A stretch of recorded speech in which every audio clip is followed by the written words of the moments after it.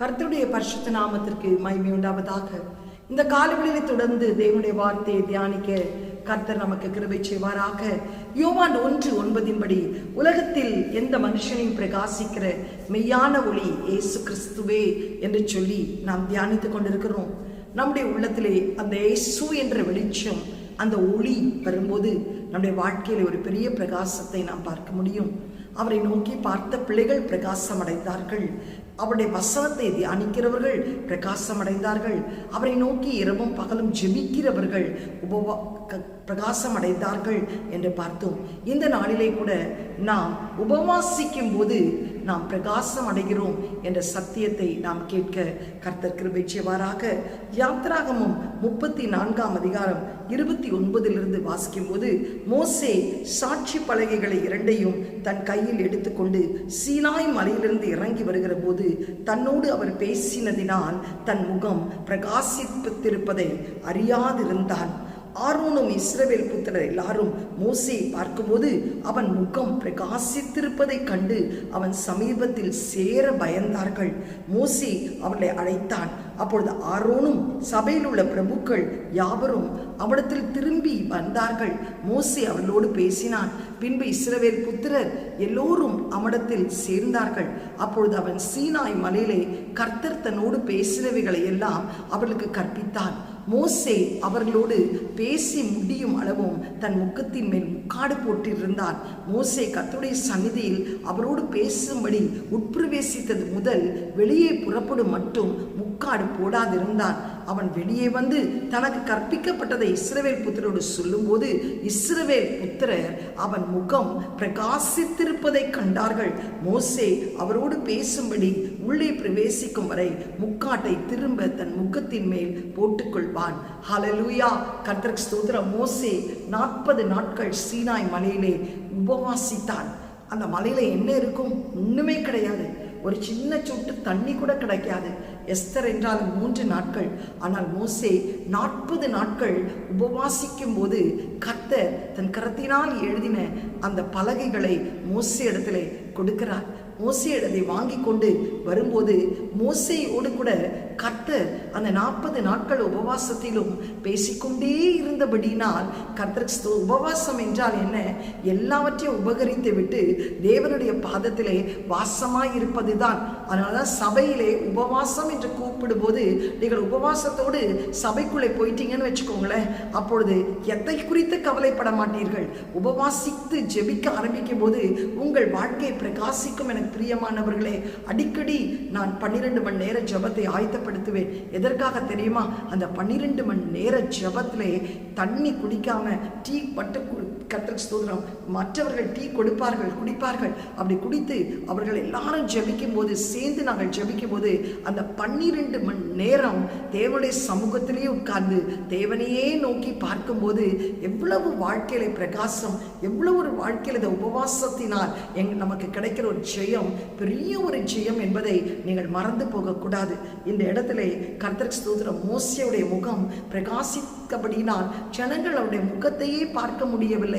கர்த்தருக்கு ஸ்தோத்திரம். அவர்கள் மோசே தேவனோடு பேசும்போது முக்காடு இல்லாமல் இருப்பார், அவ்வளவு பிரகாசம்.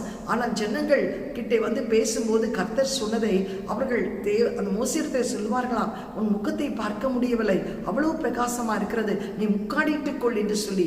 பாருங்க, தேவனத்திலே உபவாசத்தோடு நாம் உட்கார்ந்து பேசும்போது நம்முடைய வாழ்க்கை, நம்முடைய முகம், நம்முடைய கிரியைகள் எல்லாவற்றையும் பிரகாசிக்க செய்கிற தேவனாய் இருக்கிறார். நம்மளை பார்க்கிறவர்கள் கூட அந்த பிரகாசத்தை பார்த்து கர்த்தருக்கு ஸ்தோத்திரம், நம்மை குறித்த ஒரு பயம் உண்டாகும். எனக்கு பிரியமானவர்களே, இன்றைக்கு நீங்கள் உபவாசிக்கும் போது உங்களை பிரகாசிக்க கர்த்தர் செய்வார். எப்படிப்பட்ட கட்டுகள், எப்படிப்பட்ட வேதனைகள், எப்படிப்பட்ட கஷ்டங்கள் மத்தியிலே நீங்கள் கடந்து போனாலும் ஒரு பொருத்தனை செய்யுங்கள். நான் உபவாசிப்பேன் என்று சொல்லி நீங்கள் ஒரு பொருத்தனை செய்யும் போது உங்கள் முகங்கள் பிரகாசிக்கும், உங்கள் வாழ்க்கை பிரகாசிக்கும், உங்கள் வியாதியிலிருந்து விடுதலை கிடைக்கும். நான் என்னுடைய வாழ்க்கையிலே கூட என் கால்களில் ஒரு பெரிய கர்த்தருக்கு ஸ்தோத்திரம் உண்டாவதாக ஒரு வலி உண்டாயிற்று. நான் கீழே விழுந்து விட்டேன் ஒரு மீட்டிங்க்கு போகும்போது. அதனால் மினிஸ்கல் டேர் ஆகி ஏர்லைன் ஃப்ராக்சர் முட்டியிலே உண்டானது. அறுவை சிகிச்சை செய்ய வேண்டும் என்று மருத்துவர்கள் சொல்லிவிட்டார்கள். நான் அறுவை சிகிச்சை செய்வதற்கு ஒப்புக் கொடுக்கவில்லை. தேவ சமூகத்திலே செபித்தேன். என்னால் நடக்க முடியாது, மாடி ஏற முடியாது, நிற்க முடியாது, படுக்கையிலே காலை தூக்கி போட முடியாது. அவ்வளவு வேதனைக்குள்ளே நான் கடந்து போனேன். ஒரு 12 மணி நேர ஜெபம் நடத்த ஆரம்பித்தேன். நான் ஆண்டவரிடத்திலே ஒரு பொருத்தனை செய்தேன். ஆண்டவரே, 12 மணி நேர ஜெபம் இந்த வருஷம் முழுவதும் எல்லா தாலுக்காவிலும் நான் நடத்துவேன். அதை நின்று நடத்துவேன். அப்பா, நீர் எனக்கு கால்களில் ஒரு பலன் கொடுக்க வேண்டும் என்று ஜெபித்தேன். அந்த ஜெபித்த அந்த உபவாச ஜெபத்திலேயே கர்த்தர் எனக்கு விடுதலை தந்தார். ஆண்டவருடைய கிருபையினாலே ஒவ்வொரு மாதமும் ஒவ்வொரு தாலுக்காவிலே 12 மணி நேர ஜெபத்தை நடத்தி கொண்டிருக்கிறோம். உபவாசத்தோடு நடத்தி கொண்டிருக்கிறோம். அந்த ஜெபத்தின் வல்லமை இன்றைக்கு என்னை நிற்க வைக்கிறது. எத்தனையோ காரியங்கள் நான் உபவாசித்து கர்த்தரிடத்தில் ஜெயம் பெற்றிருக்கிறேன். இன்றைக்கு உங்கள் வாழ்க்கையிலே கூட பிரகாசம் இல்லாதபடிக்கு துவண்டு போயிருக்கிறீர்களா? உங்களுக்கு வர வேண்டிய ஆசீர்வாதங்கள் தடைகள் மேலே தடைகள் காணப்படுகிறதா? ஒரு 7 நாட்கள் உபவாசியுங்கள். கர்த்தருக்கு ஸ்தோத்திரம் உண்டாவதாக. இயேசு கிறிஸ்துவே தன்னுடைய வாழ்க்கையிலே ஊழியத்தை தொடங்குவதற்கு தேவனுடைய குமாரனாய் இருந்தோம் 40 நாட்கள் உபவாசித்தார்.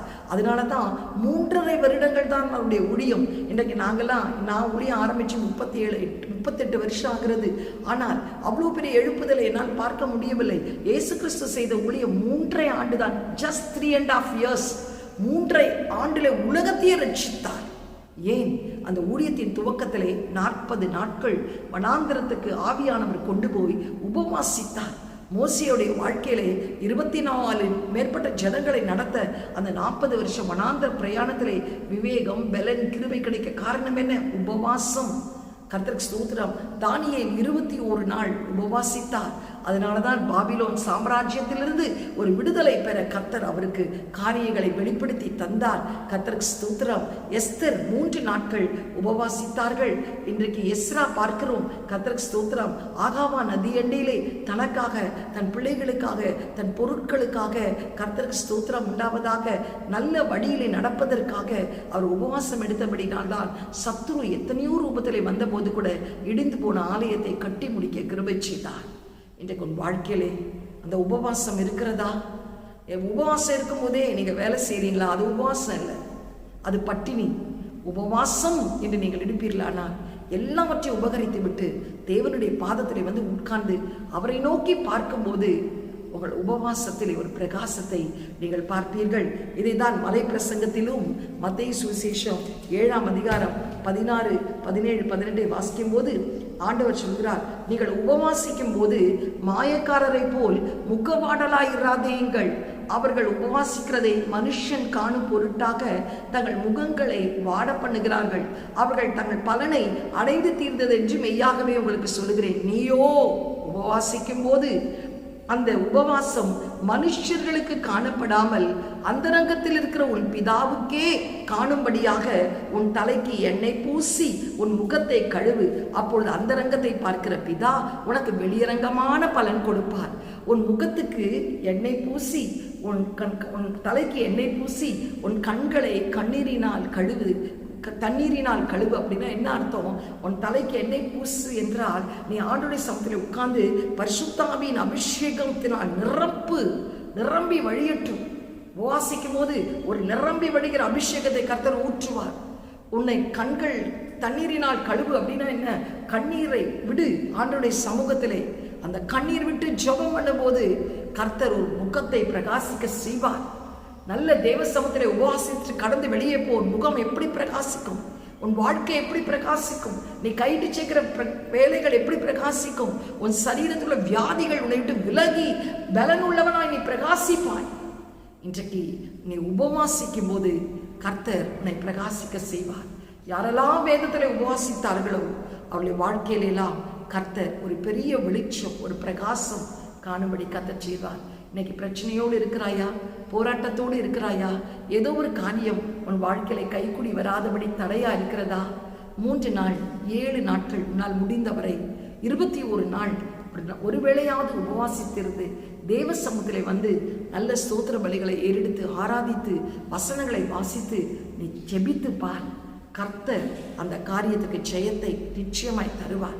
தானியேலுக்கு ஜெயத்தை தந்த தேவன், எஸ்ராவுக்கு ஜெயத்தை தந்த தேவன், ஆண்டவராகிய இயேசு கிறிஸ்துவுக்கு ஜெயத்தை தந்த தேவன், எஸ்தருக்கு ஜெயத்தை தந்த தேவன், மோசேக்கு ஜெயத்தை தந்த தேவன் உனக்கும் தர வல்லமை உள்ளவராக இருக்கிறார். கண்களை மூடி ஜெபம் செய்வோமா? எங்களை அதிகமாய் நேசிக்கிற நல்ல தகப்பனே, இந்த காலை வேளைக்காய் உம்மை நன்றியோடு ஸ்தோத்திரிக்கிறோம் அப்பா. ஆண்டவரே, எல்லா மனுஷனையும் பிரகாசிக்கிற மெய்யான வெளிச்சமாகிய கிறிஸ்துவுடைய வெளிச்சம் எங்களுக்குள்ளே ஆண்டவரை பிரகாசிக்கும் என்று சொன்னீரே. உம்மை நோக்கி பார்க்கும் போது நாங்கள் பிரகாசிக்கிறோம். வசனத்தை தியானிக்கும் போது நாங்கள் பிரகாசம் அடைகிறோம் அப்பா. செபிக்கும் போது நாங்கள் பிரகாசம் அடைகிறோம். உபவாசிக்கும் போது எங்கள் வாழ்க்கையில் ஒரு பெரிய பிரகாசத்தை நீ தருகிறீரப்பா. ஆண்டவரே கர்த்தாவே, மோசே ஆண்டவரே 40 நாட்கள் சீனாய் மலையிலே உம்மோடு அந்த உபவாசத்தோடு பேசினது நிமித்தம், ஆண்டவரே பேசினது நிமித்தம் அவருடைய முகம் பிரகாசித்ததப்பா. ஆண்டவரே, இந்த பிரகாசத்தை ஜனங்களால் பார்க்க முடியவில்லை. மோசே முகத்தை முக்காடிட்டுக்கொள் என்று சொன்னார்கள் அப்பா. அப்படிப்பட்ட ஒரு பிரகாசம் எங்கள் வாழ்க்கையிலே காணப்பட உதவி செய்யும். வேதத்திலே யாரெல்லாம் உபவாசம் எடுத்தார்களோ அப்பா, அவருடைய வாழ்க்கையிலெல்லாம் ஒரு பெரிய ஆண்டவரே அப்பா, அப்போஸ்தலனாகிய பவுல் கூட சவுலாய் இருந்த பவுலாய் மாற்றும் போது 3 நாட்கள் தனிமையிலே உபவாசித்திருந்த போதுதான் அனனியா வந்து அபிஷேகித்து ஒரு பெரிய அப்போஸ்தலனாய் மாற உதவி செய்தி. இன்றைக்கு எங்கள் வாழ்க்கையிலுடைய சிறையிருப்பு மாற, எங்கள் வாழ்க்கையிலுள்ள தடைகள் உடைய நாங்கள் உபவாசத்தை நியமிக்க எங்களுக்கு உதவி செய்யும். இயேசுவின் மூலம் நல்ல பிதாவே, ஆமென். God bless you. Have a blessed day. Amen.